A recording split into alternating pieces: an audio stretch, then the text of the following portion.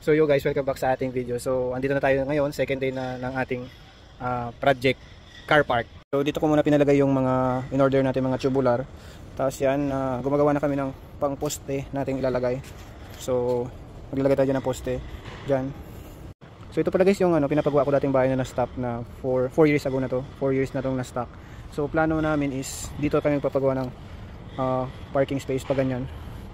Pag ganun lang siya. So ito yung namin. Ito yung pansamantalang ginagawa kong parking space. So pansin nyo naman, napakababa talaga ng lupa. So 3 to 4 hours lang guys na ulan, tumataas na agad yung tubig dyan. So pinaka-hassle kasi dito guys, halimbawa nakapark dito yung sasakyan namin nandito. So natulog kami, maganda yung panahon, ulan ng madaling araw.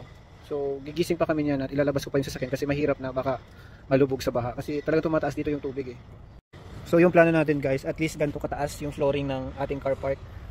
So para elevated siya dyan. Tapos ang gagamitin namin poste is ito na. Itong buhos namin ito.